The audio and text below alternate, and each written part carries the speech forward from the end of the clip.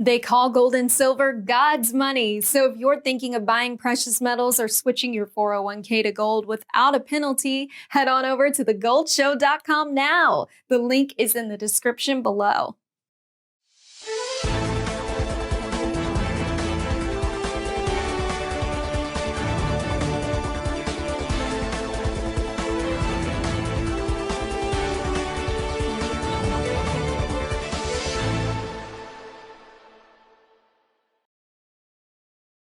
Hello and welcome. Today we've got Alexander Quinn, and we are going to be discussing December Akashic energies.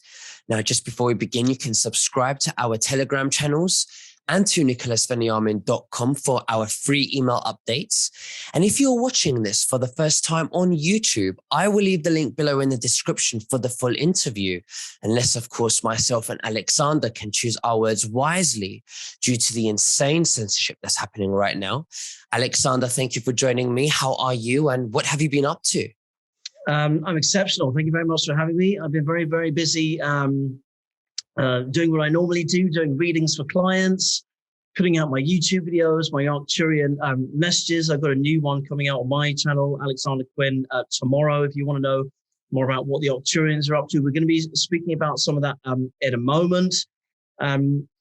December in a heartbeat, as you said, Akashic energies in December. December is going to be quite an interesting month. Spiritual bypassing and all love and light and trying to hide, away from all of your dark will be almost impossible. And I'm going to be explaining about all the shadow that's coming to the surface, but specifically how that's happening akashically. And then I'm going to tell you how the Akash works. So December is going to be quite an interesting time. The second half of November has actually been quite a trying time for a lot of people because it's bringing up a lot of challenges for us at this moment in time. And that can also be in terms of systems in our own lives and also technological problems. Right. So we're getting a real a masculine and feminine perfect balance now. We're getting unity consciousness. And as we start to go into the first steps of fifth dimensionality as collective consciousness, you're going to be able to tap in more into the collective consciousness than ever before, than prior 2022. So because of that, you've got more shadow coming to the surface, and you're going to be able to tap into more of the collective shadow consciousness as well. And the collective is purging right now. So if you feel like you've got the weight of 100 elephants coming down on you right now, it's partly because of what the work you're doing with yourself, but also you tapping into the collective consciousness of the whole, and you being more sensitive as the veil is really starting to come down and has been massively lowering since, I would say, since the August 8/8 portal. Now, as you go into more unity consciousness, it's not telepathic consciousness like it would be like Arcturians and Pleiadians and things like that. We're still more at the starting blocks, so there's still a sense of I. And as we're working through the sense of I, there is still a little bit of an element of what people call the truth wars. So in a lower dimensionality, you're still having to, fight and flight, survival, and a strong sense of identity governed by the ego. My truth is, your truth, as opposed to collective consciousness, energy, pure telepathic oneness, like one truth, which is fifth dimensionality. So there is, triggers. So everyone's shadow is now coming to the surface, and there's a lot of spiritual people who can't spiritual bypass in December and hide it all with love and light because it's going to be very, very difficult. So people are going to be more triggered than ever, and it is really going to be a time to stay more in balance than ever before within the big reconstructing years, which is 2020 to 2024. And people go on about how long is the, this thing going to go on for, and the thing that's floating around? Well, if you look at the astrology, if you look at the energies and everything else, I would say we've got to have another 2 years of this floating around. Now, in terms of astrology, we've got a massive Taurus Scorpio energy that is being massively amplified by Jupiter. So everything, more truths coming to the surface, more people feeling triggered, riotous behavior, everyone wanting to, lose their cool, lose their calm, explosive behavior.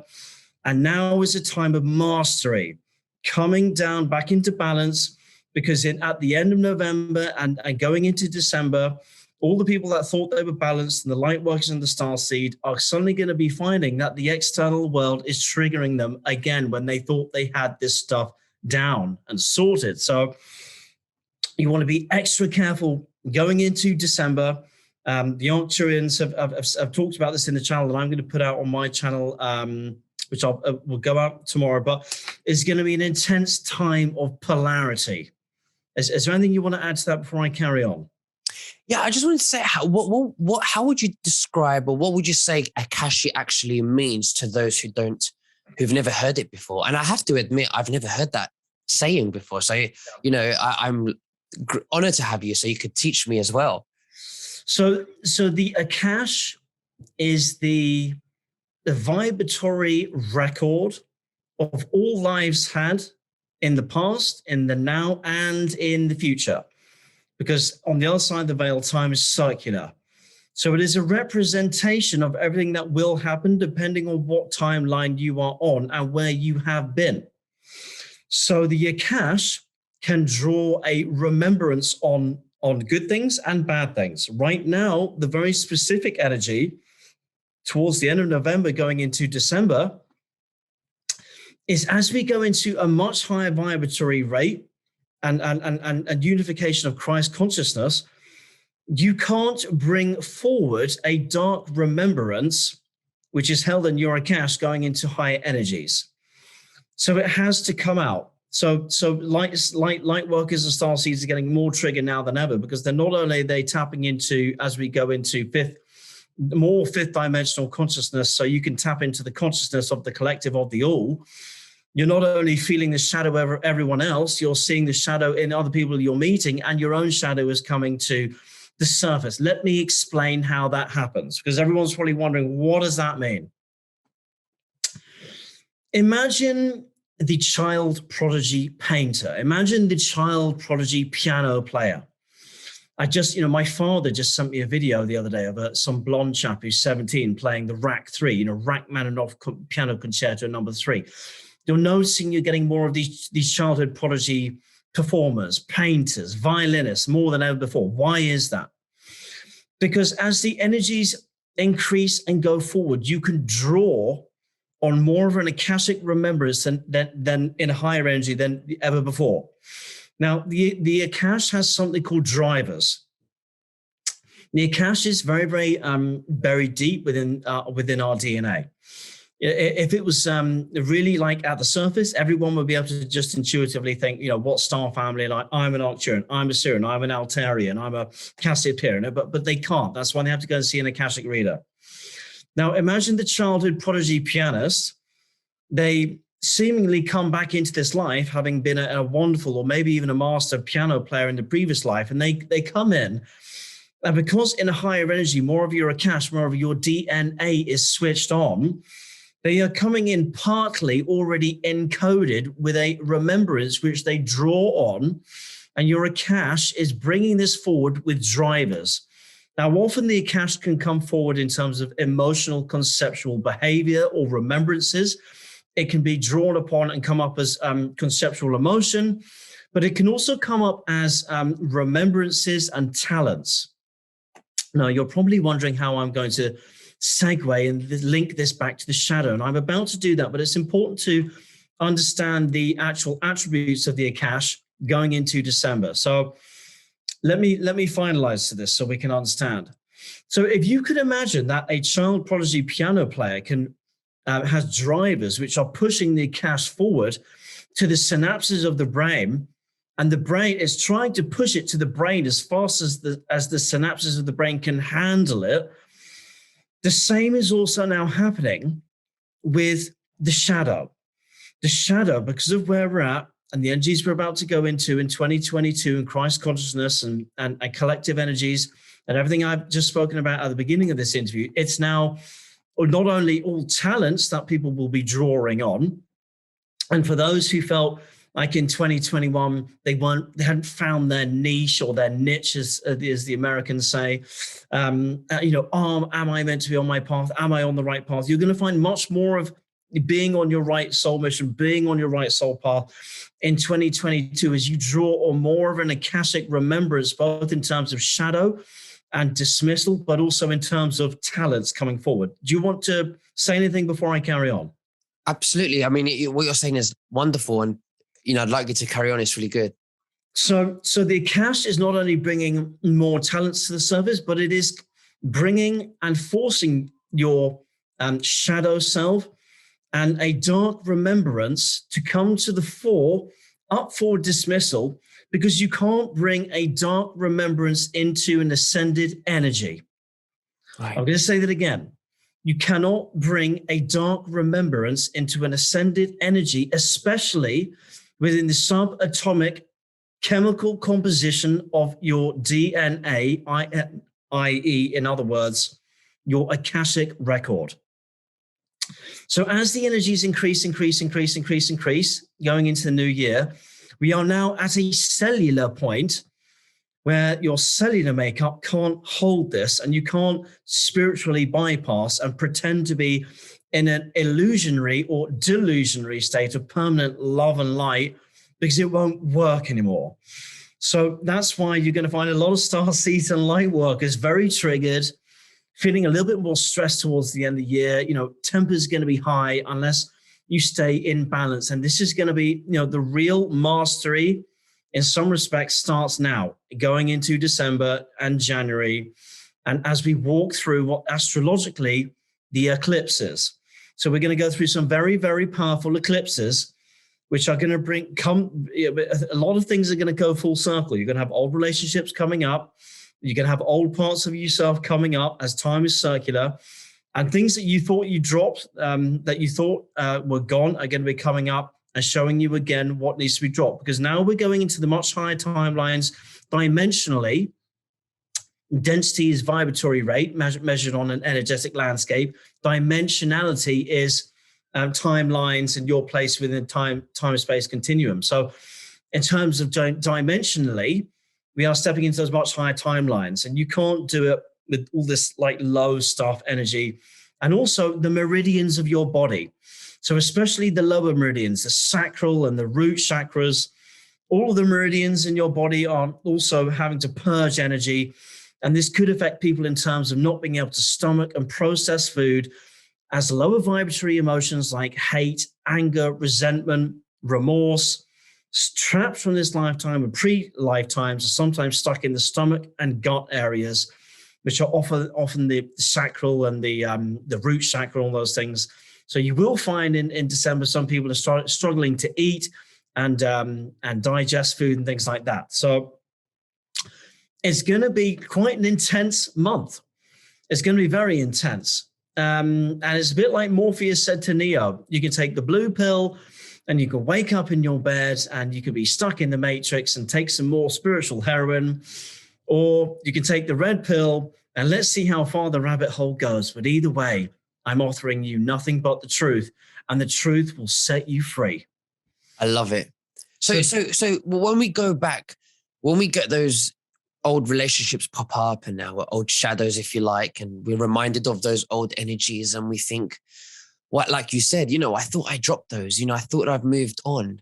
What do we do? What's your suggestion? What should we, what's the approach that we should have on that?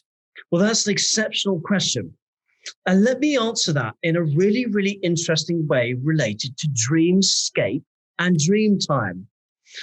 In our dream time at this moment in time, our Akash, because as the drivers are pushing it forward to the synapses of our brain, bypassing the ego, facilitated by the higher self, you're going to have more of a remembrance drawn upon for more shadow coming forward.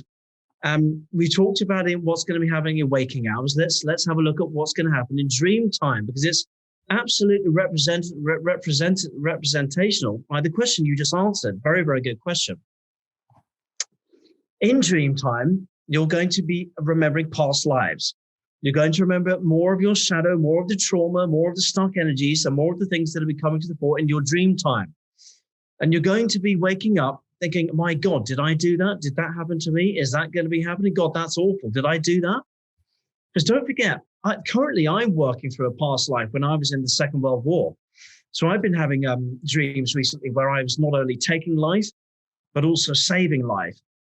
And it's very, very important to remember that as the Akash comes forward, it is not prophecy. So a lot of people are waking up and having dreams about things that have happened and things that are coming up for dismissal, and then going into fear, because it's the ego that is going, oh my God, this is going to become prophecy. It's not. It's just coming up and out so that it can be released. It is not prophecy. So at this moment in time, you've got all of these things happening. So you're going to be getting into waking hours, feeling a little bit triggered, maybe a little bit discombobulated, and it's going to be having in the meridians of your body. So eating is going to be a bit up and down at this moment in time. And the harder you are purging, you might feel going into December, if you haven't had this already, that you had a week where you felt ill, or you just felt that you couldn't work, or you just couldn't get anything done, or you had a stomach upset, or massive headaches, or you're getting sinus problems. So you're going to find that you just have a 1 week blowout where you just feel ill, where you're purging very, very hard. So that is linked to all the energy at this moment in time, both akashically. And people will say, oh my God, this energy is really dense, Nick. It's super dense. This energy we're going through. No, it's not dense. It's partly because you're tapping into the collective energy of the collective consciousness shadow, because the veil is coming down and your shadow and these stuck energies in your meridian and your cellular chemical DNA is coming up and out for dismissal. But it is not prophecy. Some people who have had lots of lives as Indian chieftains and like the native Indians, those people did not have the type of healthcare that we have now, and often they would migrate, and children and mothers would lose children, as they went all around the Americas. So some people, some women will sometimes have the dreams of losing children, and they think it's prophecy. It's not. Mm-hmm. It's everything coming up and out, because you can't go into fifth dimensionality with a dark remembrance still stuck in the subatomic particles of your cellular DNA. If you do, it'll make you ill. So it has to be dropped. So we're getting a rewiring of all of our DNA. We've got ascension systems and all the rest of it happening. What question have you got? What do you mean by dark remembrance? So let's go to the crystalline grid of the earth. If you go to Gettysburg, for example, there was a massive war there. And sometimes the psychics can go back there, Gettysburg, which was a big battlefield in America. And because a dark remembrance can either be stored in, say, the Akash of the planet, otherwise known as the crystalline grid, or the Akash, which is built into our humanness, it's stuck there. So dark things that should have been released, that couldn't, because we were in a low vibratory rate. They got stuck there. So if you can imagine the battlefields of the earth, like Gettysburg in America, sometimes in a previous energy especially prior to 2012, you can, as a sensitive or a psychic or whatever you want to call it, even normal people, depending, if you're sensitive on that day, you can smell the gunpowder. You can smell the fear as the men went onto the battlefield. Occasionally, you might even get flashes of people still wearing that period dress. And you can sense the fear as they went into battle. Some people could even walk on the battlefields of the earth, like Gettysburg is just an example, and they can even hear the cannon fire and still smell it. It's a dark remembrance that has to be released not only from our energetic DNA, but also from the grids of the earth. Right. That can't be carried into an ascended planet. Does that make more sense? It does. So we have to let go of those dark remembrances. If we get them, we just have to say, right, I'm going to ignore that, or I'm going to let that go. I'm going to replace that with another thought that gives me the feeling of love. Yes, so absolutely. You've been asking some exceptional questions. So the Arcturians in my latest channel, they said the best way to negate this is to live in gratitude and compassion. So start your day with 15 minutes of gratitude. A lot of people are going to be very, very triggered at this moment in time. They're going to want to go back to ego, fight and flight, and egoic behavior, because it's survival as the shadow is coming to the fore. The best way to do it is live in your highest creative passions. So go back to your creative passion. Live in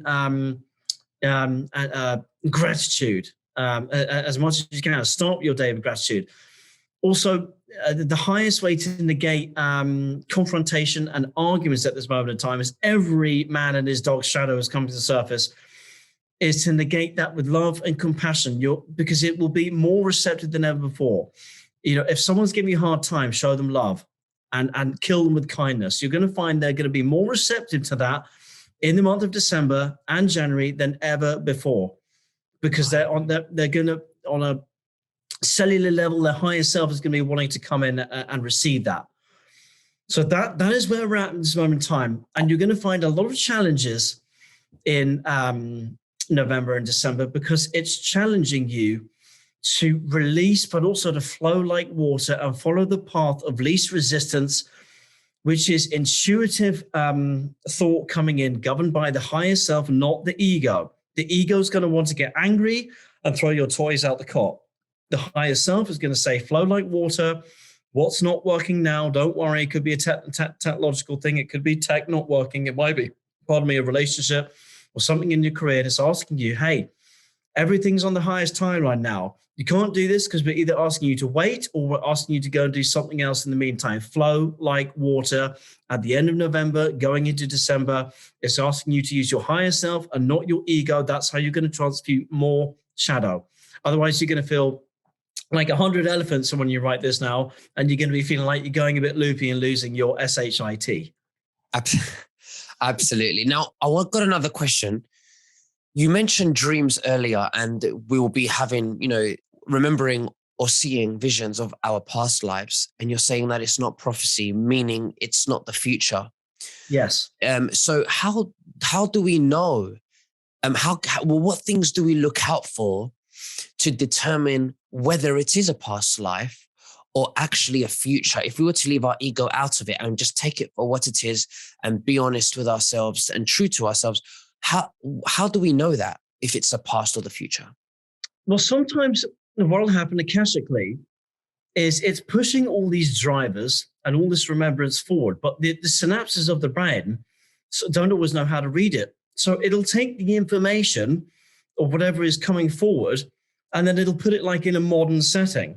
So if you were in like a wartime or a war period and you killed a whole load of people, and you wake up, you're thinking, well, I know I haven't killed a whole load of people, but it was done in a certain way that was almost warlike. So what the synapses of my brain are doing is it's taking these drivers and pushing it forward to something that I can't understand because I don't remember being there. And yet I know it's something I didn't do. And yet it was almost like I was at war at the time and I killed all these people. Was I in a battle?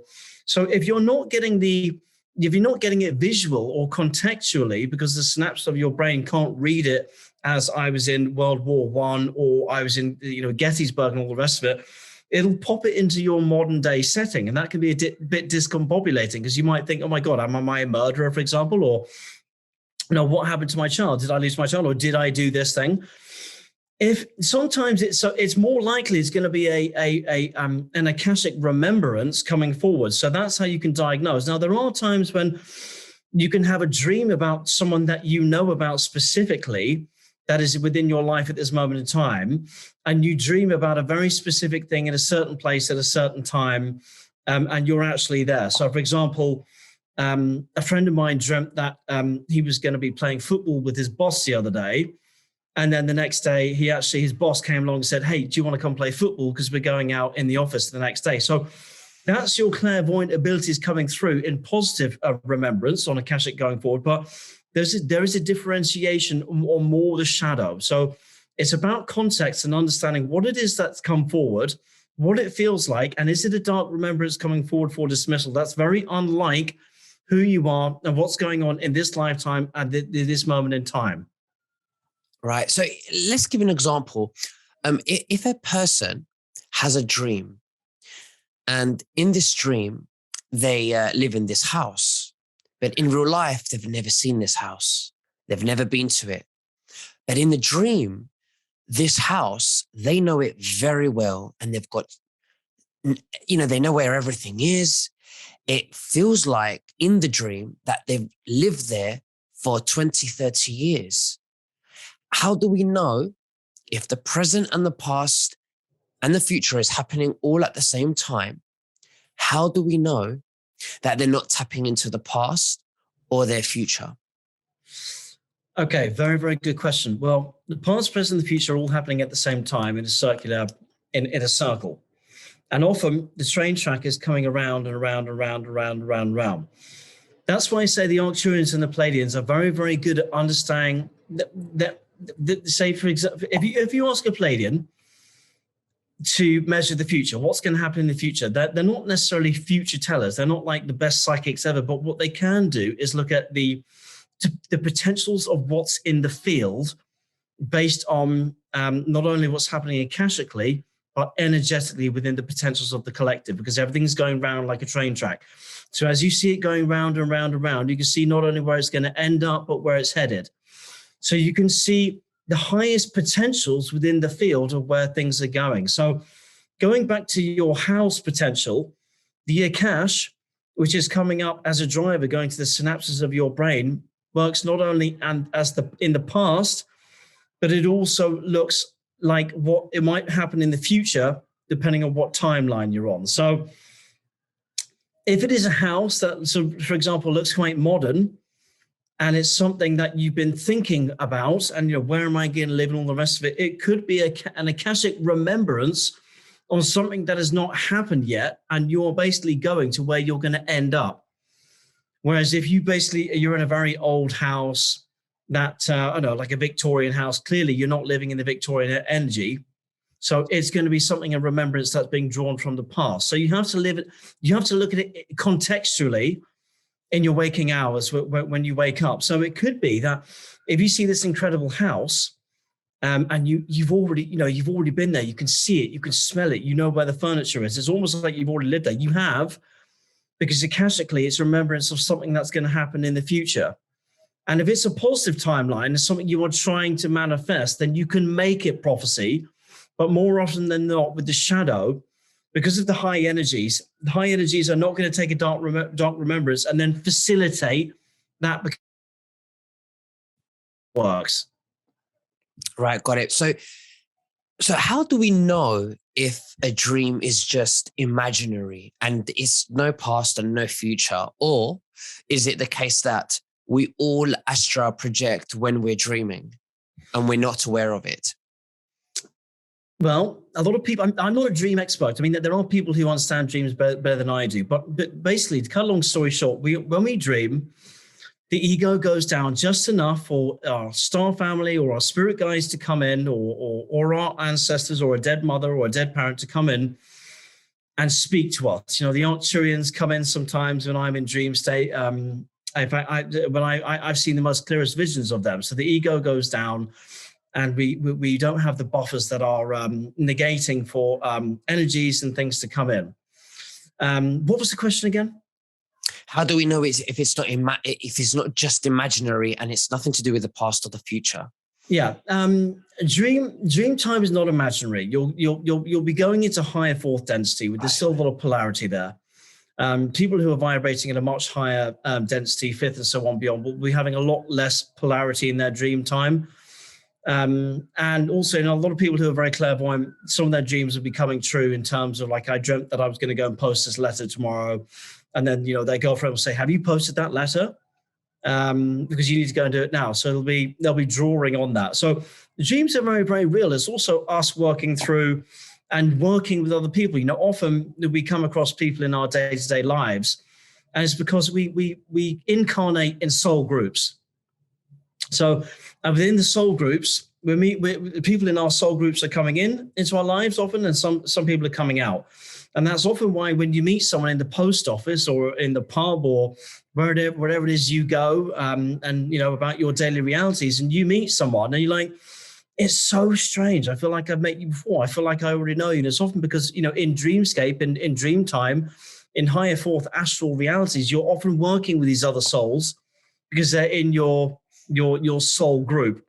So dreams are very, very real. They're not random. There is a purpose for it. And as you start to go into ninth density collective consciousness, Arcturian collectives and Pleiadian councils and stuff, and as you start to leave your body and become plasmic energy, now you're much more in that vibratory rate where it's almost like dream time, and you have an external dimensional view of everything going on, looking down.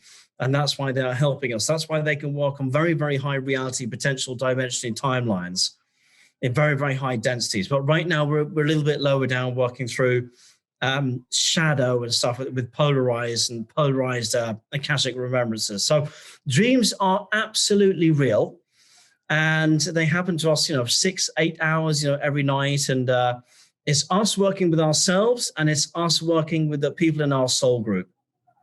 Now, if you have a dream and you meet somebody that you already know in your existing life, in your dream, does that mean that you've met a small part of their consciousness in an astral realm? Well, it'll be another part of their soul, another part of their higher self, because we have different fragments of our soul. Our soul, as we go into higher dimensionality, our soul could be in more places at once. So if you look at Archangel Michael, for example, this is how the angels answer and work with so many people across all the world at the same time. They're answering so many prayers and working with so many people all at the same time, because they have soul fragments. They can be in so many different dimensions, all at so many different times, that they're here, there, and everywhere. And your soul, when you're dreaming, it can be in many different places at the same time, although you're not aware of it. And some people have dream time that's blocked out for their protection. And some people have dream time that is blocked out for, because they're in witness protection programs. There are witches in previous times in the Vatican, the Club of Rome. Well, they have witches, and they will draw on these satanic people, females. Not saying females are bad, but they use witches, and most of them in an old energy have been female, to draw on and find out who are the highest souls that are coming in at this moment in time. So when they come in, they can either trap them, or they go to the hospital and find these people and create a traumatic birth scenario where the soul then fragment then becomes trapped in trauma. And this is created both within in the fetus as it's being born and coming out within the mother. So some people are in witness protection programs, so they can come in a much safer way. So, I mean, dream time is not something I specialize in, but I hope I've done a good enough job to answer your questions. You've done a fantastic job on dreams. And I asked them because you mentioned about shadow remembrance and the energies. So, and whether we're looking into our past lives or if it's prophecy, like you said, it's most likely not. So I just wanted to clear that area as well. Yeah. But it's very interesting that you're saying that we are going into these kind of energies and feeling anxiety, we're feeling down. We might feel the ego, working in us. We should be aware of it, especially in this time. And that's your message to the viewers. Is that correct? Yeah. December is going to be intense. It's going to be all about holding your mastery and keeping it together. It's going to be a little bit of a test, but treat it as something that's exciting. Now, look, we've covered a lot of energy there, so I will leave it at that for now. Your questions have been exceptional, Nick, as ever. Yeah, that's all I have for now, unless there's anything else you want to add. No, that's absolutely perfect. I usually say, is there anything else that you'd want to say to the viewers before we finish? Yeah, check out, if I'm extremely lucky, you will put my YouTube link at the bottom of this video. Absolutely, of course I will. Check out the latest Arcturian message that I put up there, because it goes into the Arcturians can talk about this way better than I can. So I will be putting up a new message all about December energy from them. They're the masters. I'm just a conduit. I'm just the messenger boy. And check out what they have to say on it, because they can resonate better with the collective, much better than I can ever dream of doing. So check out that. And Nick, you're a blessing. Thank you for your friendship, and thank you for letting me come on. And I'm in the greatest gratitude. Much love. Back to you too. Thank you so much. And it's an honor. I'll speak to you very soon. God bless you. Bye-bye. God bless. Namaste.